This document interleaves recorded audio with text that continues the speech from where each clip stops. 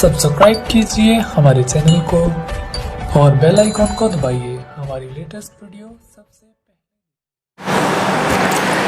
Hi dear student, स्वागत है आप सभी लोगों का आपके अपने YouTube channel EHKG English learning classes में। स्टूडेंट्स, जैसा कि हम सभी लोग इस समय प्रेजेंट परफेक्ट कॉन्टिन्यूअस टेंस के बारे में स्टडी कर रहे हैं। इससे पहले वाले वीडियो में आपको सिंस और फार का प्रयोग साथ ही साथ अफर्मेटिव सेंटेंस के बारे में बताया गया था।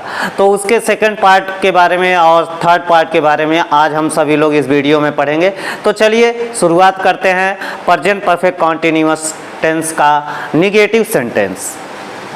देखिए स्टूडेंट, यहाँ पे मैंने दर्शा दिया है प्रेजेंट परफेक्ट कॉन्टिन्यूअस टेंस। इस टेंस का पहचान होता है रहा है, रही है, रहे हैं, रहा हूँ, हुआ है, हुई है, हुए हैं।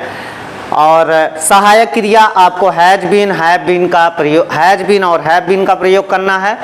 और साथ ही साथ आपको पॉइंट ऑफ टाइम और पीरियड ऑफ टाइम का विशेष ध्यान देना है, यानी से की अंग्रेजी सिंस और फार का प्रयोग उचित तरीके से करना है।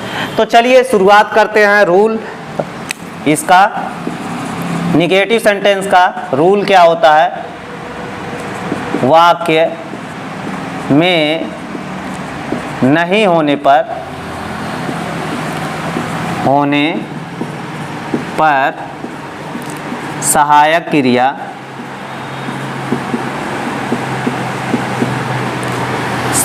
क्रिया हैज या हैव के बाद बीन,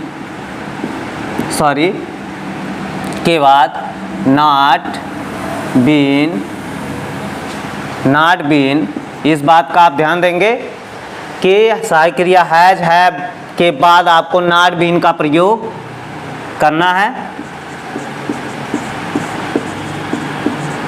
फार्मूला मैं आपको बता रहा हूं स्टूडेंट्स, ध्यान देंगे फार्मूले पे। सब्जेक्ट, सहायक क्रिया हैज, फिर हैव, सहायक क्रिया के बाद ही वाक्य में नॉट का प्रयोग होता है। फिर आप नॉट बीन लगाएंगे, ये दोनों साथ में ही रहेगा। फिर क्रिया में आईएनजी, फिर ऑब्जेक्ट, फिर कंप्लीमेंट अगर उसमें आया है कंप्लीमेंट, फिर आपको सिंस या फॉर, फिर आपको टाइम का प्रयोग करना है। ये इसका फार्मूला है स्टूडेंट्स। बहुत ही आसान तरीके से आप इसे समझ सकते हैं। नए स्टूडेंट के लिए तो बहुत अच्छा है। और देखिए, सबसे लंबी जो बीमारी होती है, स्टूडेंट को टेंस का ज्ञान नहीं होता है, तो इसलिए उसको स्पीकिंग करने में भी काफ़ी प्रॉब्लम होता है। देखिए, स्पीकिंग टाइम में भी काफ़ी जानकारी होना चाहिए टेंस के बारे में, नहीं तो प्रेजेंट का सेंटेंस आप पास्ट में भी बोल सकते हैं अगर आपको टेंस का जानकारी नहीं है। तो इसलिए मैं शुरू से टेंस पढ़ा रहा हूँ। इसके बाद बहुत कुछ चीज़ें आपको पढ़ाया जाएगा। पहले आप सभी लोग टेंस के बारे में पढ़ लें, अच्छे तरीके से सीख लें। मेरा जो अनुभव है, मैंने जो अनुभव किया है, जैसे मैंने अंग्रेजी सीखा है, तो सबसे पहले मुझे टेंस आया, उसके बाद सारे रूल्स को मैंने समझा। तो इसीलिए मैं शुरुआत से टेंस के बारे में पढ़ा रहा हूँ। आप लोग भी इसे समझें और याद करें। जैसे एग्जाम्पल देखते हैं स्टूडेंट। वह दोपहर से पतंग नहीं उड़ा रहा है। कौन नहीं उड़ा रहा है? वह करता है। समय इसमें दोपहर से है। ऑब्जेक्ट आपका पतंग है। यहाँ पे एडवर्ब निगेशन प्रयोग हुआ है, यानी कि नहीं का। उड़ा रहा जो है ये आपका क्रिया है, और रहा है, रही है, इस प्रेजेंट परफेक्ट कॉन्टिन्यूअस टेंस का पहचान है। तो ध्यान देंगे स्टूडेंट। तो इसका ट्रांसलेशन देखिए, ये सिंगुलर सब्जेक्ट है, तो सिंगुलर के साथ आप हैज का प्रयोग करेंगे। He has been, sorry negative है, he has not been flying a kite. कब से नहीं उड़ा रहा है? देख लीजिए, दोपहर कितना होता है? से की अंग्रेजी निश्चित समय के लिए सिंस का प्रयोग होता है। सिंस नून या आफ्टरनून कर सकते हैं, दोपहर। ये तो था सिंगुलर के लिए। एक प्लूरल का एग्जाम्पल, प्लूरल सब्जेक्ट का एग्जाम्पल दे रहा हूँ। मीरा मीरा और गीता 1 घंटे से किताब नहीं पढ़ रहे हैं। कौन कौन नहीं पढ़ रहा है स्टूडेंट? 2 लोग हैं इसमें, मीरा और गीता। मीरा और गीता, तो ये प्लूरल सब्जेक्ट हो गया। प्लूरल सब्जेक्ट के साथ सहायक क्रिया आपको क्या लगानी है? हैव लगानी है। तो आप क्या करेंगे? मीरा एंड गीता हैव, यहाँ पे बहुवचन करता आया है इसलिए सहायक क्रिया हैव लग रहा है। हैव, उसके बाद आपको नॉट, फिर बीन, क्या नहीं कर रही हैं? पढ़ रही हैं। Not reading book.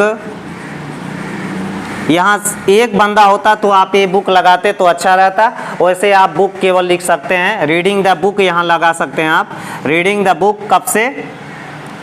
फॉर, ये अनिश्चित समय है, एक दिन में 24 घंटा होता है, पता नहीं कौन सा 24 घंटा, इसलिए यहाँ पे एन आवर लिखा जाएगा। ध्यान देंगे student, an hour, for an hour. Meera and Geeta have not been reading the book for an hour, यानी 1 घंटे से मीरा और गीता किताब नहीं पढ़ रहे हैं। ये था स्टूडेंट निगेटिव सेंटेंस। अब इसके बाद हम सभी लोग इंट्रोगेटिव सेंटेंस के बारे में पढ़ेंगे।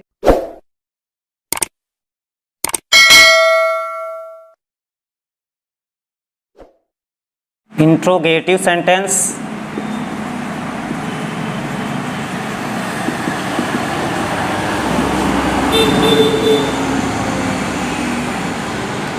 प्रश्नवाचक वाक्य।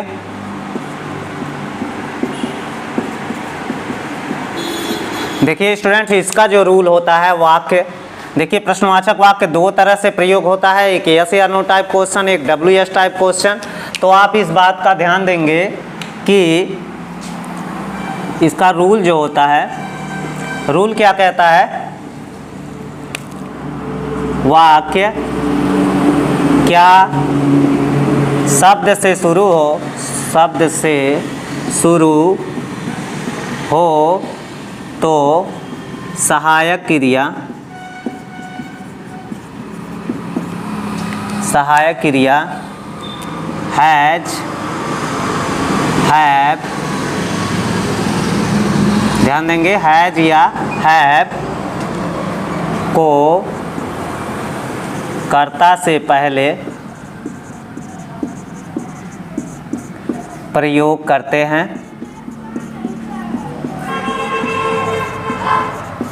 फार्मूला देखते हैं स्टूडेंट इसका। फार्मूला क्या है? Has, have plus, has have plus subject, sentence में नॉट आया है तो नॉट लगाएं, फिर उसके बाद आप बीन का प्रयोग करें, बीन, फिर क्रिया में ING, फिर ऑब्जेक्ट, फिर सेंटेंस में कंप्लीमेंट हो तो कंप्लीमेंट, फिर सिंस फॉर, फिर आप टाइम का प्रयोग करें। अब क्वेश्चन मार्क लगाना सेंटेंस के अंत में ना भूलें, जैसे एज, क्या वह दोपहर से, क्या वह दोपहर से पतंग नहीं उड़ा रहा है? क्वेश्चन मार्क, ध्यान देंगे स्टूडेंट, क्वेश्चन मार्क लगाना न भूलें। इसमें सिंगुलर सब्जेक्ट आया है ही, तो सबसे पहले ही सिंगुलर सब्जेक्ट है इसलिए सहायक क्रिया हैज को पहले लिखेंगे, हैज ही। सेंटेंस में नॉट भी आया है तो आप नॉट का प्रयोग करेंगे, हैज ही नॉट बीन, क्या करेंगे, फ्लाइंग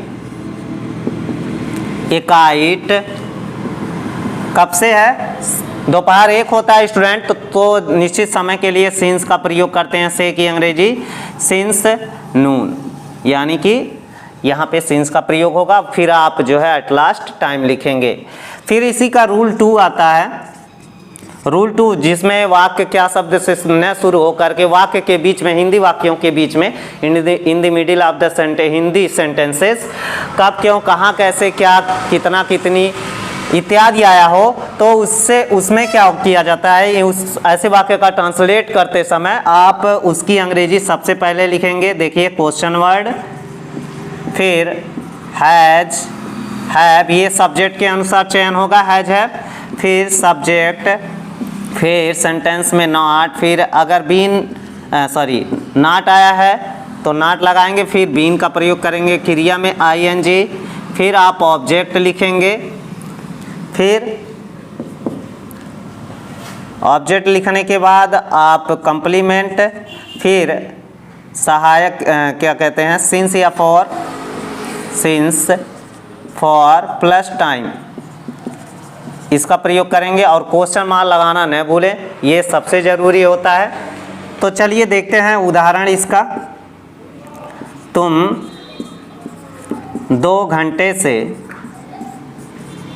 ये देखिए क्वेश्चन वर्ड आएगा इसमें, तुम 2 घंटे से कहाँ घूम रहे हो। यहाँ पे पूछा जा रहा है तुम 2 घंटे से कहाँ घूम रहे हो, तो सबसे पहले आप क्वेश्चन वर्ड कहाँ की मीनिंग वेयर लिखेंगे। Where have you been playing, कब से, where have you been playing, कब से, 2 घंटे से, तो 2 घंटा अनिश्चित टाइम है, फॉर 2 आवर्स क्वेश्चन मार्क। एक उदाहरण और दे रहा हूँ,